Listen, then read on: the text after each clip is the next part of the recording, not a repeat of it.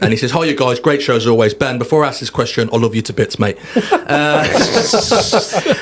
1 win from 5 home games, bench. 3-0 at home to Brighton. 3-2 at home to Bournemouth. 2-1 win against Palace. 0-0 against Newcastle. And then 1-1 against Fulham. How can you defend that? 1 win from 5. It's indefensible. Everton needed a minimum of 2 wins from those." I agree. The Bournemouth game was a killer. That's from Cam. The Bournemouth game's a killer. The home form's not been amazing this season. It's probably been a bit poor. I think if we would have had 1 more win, if we would have won that Bournemouth game, we'd be sat now on 12 points and 9. You'd go, fair return. We spoke about it with Stubbsy. The league's quite tight. It is tight, this year. The league is very, very tight. And as much as I want to go and win every game, do I think Brighton are a better team than us on paper? Yes, I do. Do I think Newcastle are a better team than us on paper? Yes, I do. Do I think the Fulham squad and first 11 are better first 11 than Everton? Yes, I do. So you look at the Palace and Bournemouth games, they're the 2 for me that you probably should be winning. We beat Palace, and then ultimately, that game against Bournemouth for 80 minutes, we were probably the best football we've played in about 4 or 5 years, and you go on to lose the game. It's an absolute kick in between the legs. So, look, it needs to improve. It does need to improve. It absolutely does. We've got 2 away games now, and then I think, is it Brentford at home? Yeah. Must win. Win that game at home. And I think Brentford are there for the taking this year. I think they are shipping goals left, right and centre. But what Brentford are doing, they're scoring goals. They've got Mbeumo and Wissa.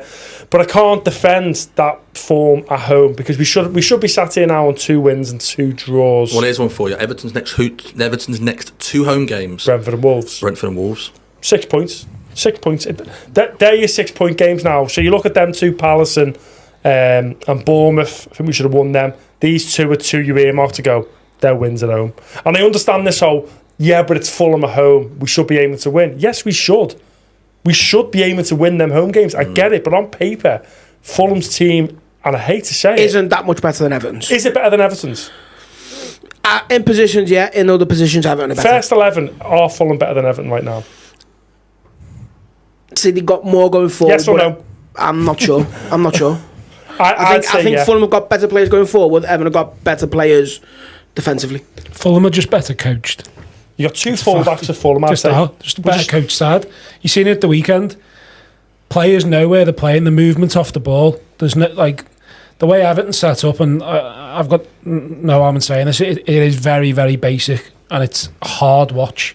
It is a hard watch. I understand the criticism Dyche gets. I also understand the praise he gets at times as well, but you can't serve up rubbish like that at home every week. And also our home form this season, I think I said the other week, we've only beat 2 of the top half since he's come to Everton, something like that. It's Chelsea and Liverpool. Yeah, which is terrible.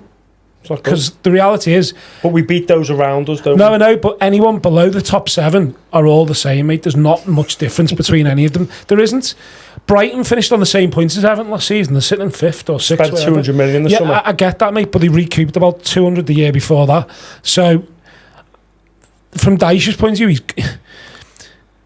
and also people who defend Dyche, that's fine, but you've got to give fans something. If Everton had spent 200 million in the summer and we were where we are now, I would be going absolutely ballistic online. If we'd spent 200 million on, wingers, fullbacks, and we'd sorted all the cracks that we'd all called for so long. Everton signed a lot of players in the summer, though.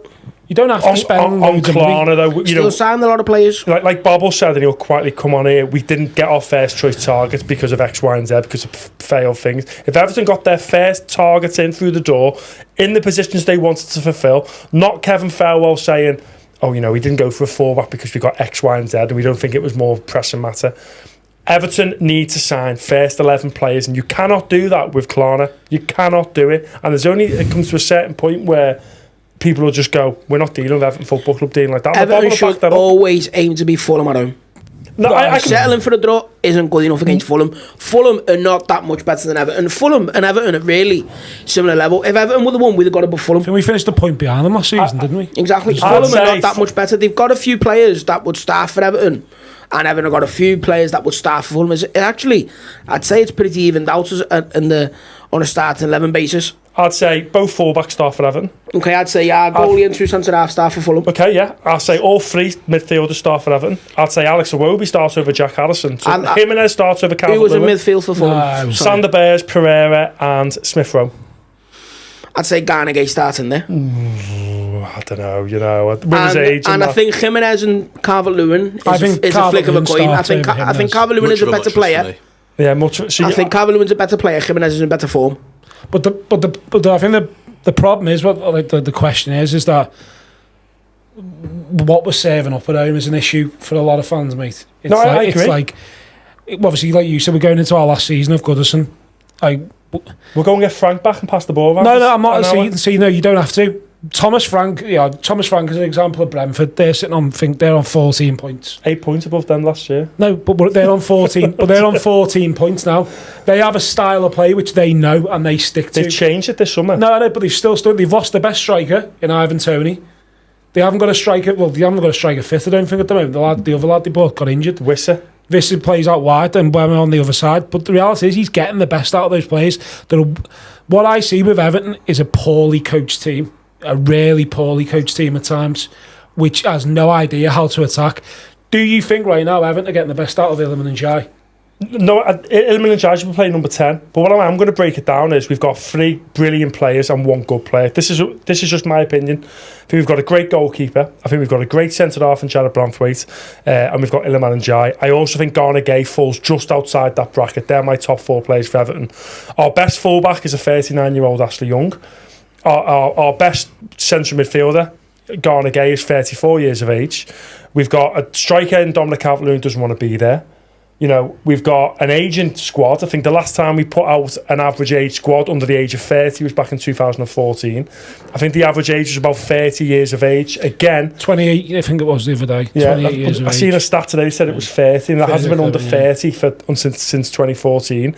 There's an aging squad. It's just an absolute disarray. I think the squad is exceptionally poor. I've always said the first 11 without injuries is very good. Just because they're old doesn't mean they wouldn't play for other teams, though.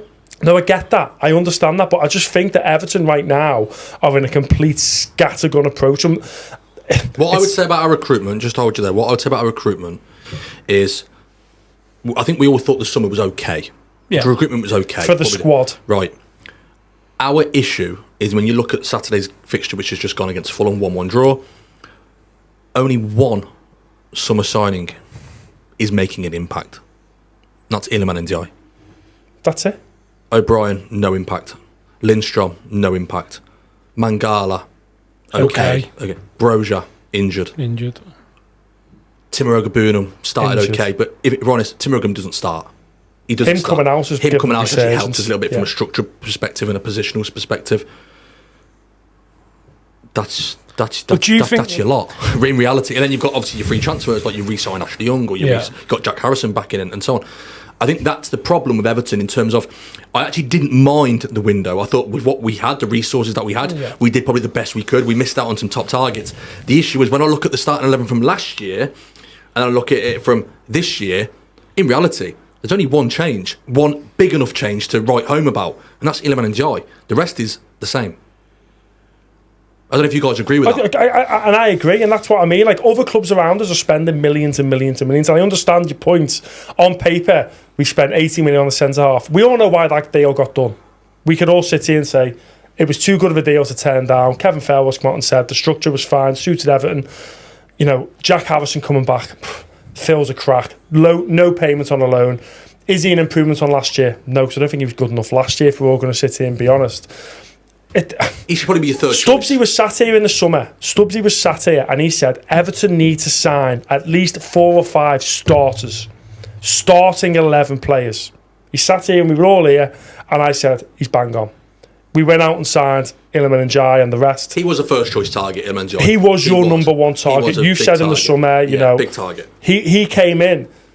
If Everton had got given like all this £200 million and they went out and bought first 11 players, I would be calling for his head. Yeah, but right you can now. coach players as well. No, you can, and you can bring on players, but I just don't think they're very good. Do you guys think that Deitch We're kind of going off on a tangent here, but it's a great it's good, conversation. it's good. Do you guys think Dyche gets the best out of this team by his coaching? Attacking wise, no. No. Not even defensively this season. He hasn't. Last 5 games defensively have been a big improvement. I think you've seen that in the stats and obviously the average position in the league and that.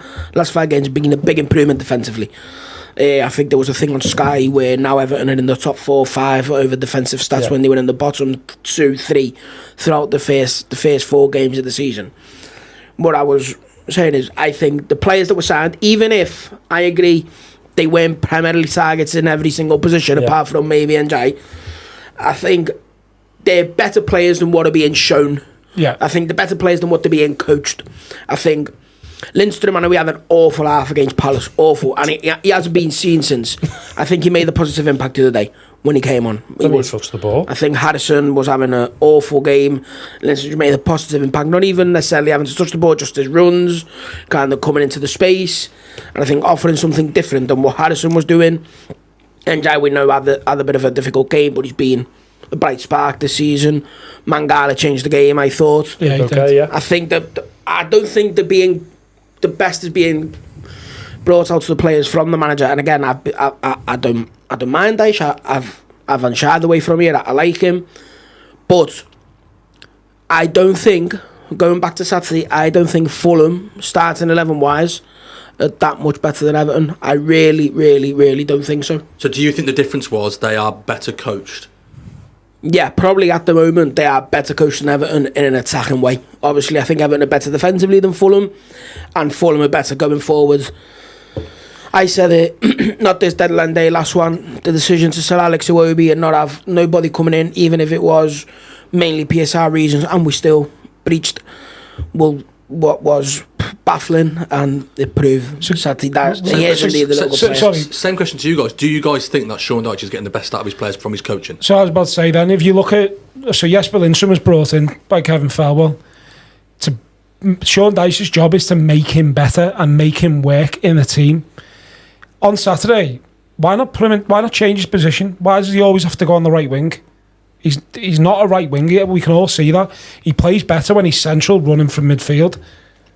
That's my issue with it. I think from Dyche's point of view, I don't know if he knows how to coach attacking players. Me and you spoke about this in the summer about Njai. I think your worry was you don't know if he's going to get the goals that he might get due to the way we play. Yeah. And I think we've seen on Saturday that the lack of in-game management from Sean Dyche to change it up in-game. Njai was... I don't think he touched the ball for 20 minutes. He was nullified. He didn't, but that's what I'm saying. If you nullified, change it. That's his job. His job is to move the spare parts, move players around. That's in-game management. Exactly. And I think Dwight McNeil was atrocious on Saturday, so they could have quite easily swapped the two. And I do agree with that in-game management stuff. And that's where you see... No offence to Sean Dyche, that's where you see top coaches take risks. We have a very... He doesn't take risks, does he? He never will. That's the way he manages. Sadly, I think from our point of view as a fan base point, because I'd love to enjoy going to Goodison more, seeing better football, we're probably going to have to put up with this until the end of the season. That's the reality of it. Do I like it? No. But from a club point of view, they will want to get to the new stadium, a Premier League club. Sean Dyche will probably keep you in the Premier League. It'll be terrible to watch, but that's the position the club have put ourselves in, really. Offensively wise, for me, Njai needs to move centrally. I will bang that drum now for a long time. Draper said it a couple of weeks ago. Because I think that Dwight McNeil, his stats look good, but I think his stats are outweighing his performance right now. Better than his performances. He's creating a lot. He's scored a few and he's assisting a lot and he's creating key chances, which is all well and good. However, Njai is our most technically offensive player. I think we can all agree to say he is your match winner at Everton. He can get something out of nothing. You can pass him the ball in the final third and he can make something happen. He's probably the first player we've signed like that for a long, long time. The goal against Fulham doesn't happen. I know we all praised Ashley Young for the ball back in, but it doesn't happen if Njai doesn't get that little bit of space, create half a yard off Tete to get the ball in the box. And I think going back to Steve's point in terms of the in-game management, that's another thing that Dyche is poor at. When you've got Calvert-Lewin and you're playing to a way that maybe suits Calvert-Lewin a bit more than any other striker you've got, when you make that change and you bring better on, you cannot play the same way because they're not the same kind of striker. For how much criticism Beto gets. Beto's best work out of Udinese was in a kind of up front, and Gerard Deulofeu playing as a bit of a second striker. You then need to move Njai into the 10 and try and play him off Beto and try and play balls in behind to Beto. That's when Beto is... I don't want to say good at, but that's Beto's strength. Balls in behind with his pace and kind of trying to shrug off defenders and trying to bully them. You can't be hitting balls at him to kind of hold up. Lukaku was the same, obviously, nowhere near the level of Lukaku. He couldn't really hold the ball up, but ball in behind or spinning a defender, he was world class. Balls, And I'm not saying Beto is that level, because he is not. You don't have to tell us, Drake. Because he is not. But if you bring Beto on, you cannot play the same way as you're playing with Calvert-Lewin, and again, that is on the manager. Right, sorry, one last point on this for me. We've got one more question after this, so go on. Yeah, sorry. So in regards, saying this yesterday, in regards to where McNeil's playing at the moment in the 10, what is Dominic Calvert-Lewin's strongest part of his game? Heading. We have a Njai out wide who doesn't really cross the ball. He's all about short game, getting it into feet. Cross the ball, though. He can cross it, but he doesn't do it probably enough. He done it on Saturday. We got rewards from it. I know where this is going. Yeah. McNeil, as gets out of his feet. He gets out of his feet and whips it in for Calvert-Lewin, and I think that's the only way you're going to get the best out of Dom, in my opinion, by playing McNeil on the wing. Is he as effective? Probably not, but he could be for our striker, and the strikers are the ones who get you points. You could even double up, couldn't you? If McNeil goes left wing, you say to Njai, play in that pocket between the left winger and your number 10. Well, we all know Dom isn't happy playing this one. No, and the wing problem all goes back to the conversation we just had a minute ago. The fullback issue. The wingers can't perform. Don't get space. Don't get space because we don't have any fullbacks overlapping, and that's an issue as well. And these are the things he's got to look at, and he's paid very handsomely to do it, and he's got to start pulling his finger out. So going back to the original question. Good question. One win from 5. Not good enough from home. We all saying it's not good enough. Yeah, no, Ben, it was to you, really, mate. Not good enough. Not good enough, Ben. And finally, we're really sorry we kind of went off on a tangent there, so we've only got one more question to get through before the buzzer goes. And the final question comes in, and this one is from Harriet. So thank you for your question, Harriet. Harriet says, "Hi guys, came to the event on Friday. It was absolutely fantastic. So thank you so much for putting that on. Thank you, Harriet. I hope you had a lovely time." And the question is, Dominic Calvert-Lewin, Beto or Broja, when they're all fit, who starts, guys, considering Sean Dyche will only play one up front? Dominic Calvert-Lewin. On the basis of our points per game was around 1.27, I think, with Dominic playing, and it goes down to just over 1 when he doesn't. Look, there's a big argument for Beto to come in. He come on, scored a goal. That's what strikers are paid to do. I just think Dominic's all-round play is better than Beto. Chimiti looked really bright, but then I've heard from the physio that his tendons come off his big toe, which sounds absolutely horrendous injury, and that's going to be a bit longer than we all anticipated. I was gutted to see him injured. Gutted. He had such a lively pre-season, and I think he would have possibly been the second choice. I still think Dom, but Broja's the one I'm looking forward to, by the way. And me. I don't know why. I really don't know why, because at Fulham he was terrible, and I think he's before back on the grass doing light bits. And I just feel like he's got something about him that Evertonians could get behind. A bit of pace, a bit of... You know, if we've all now followed that Albanian football on social media, who's posting all sorts of videos of Broja.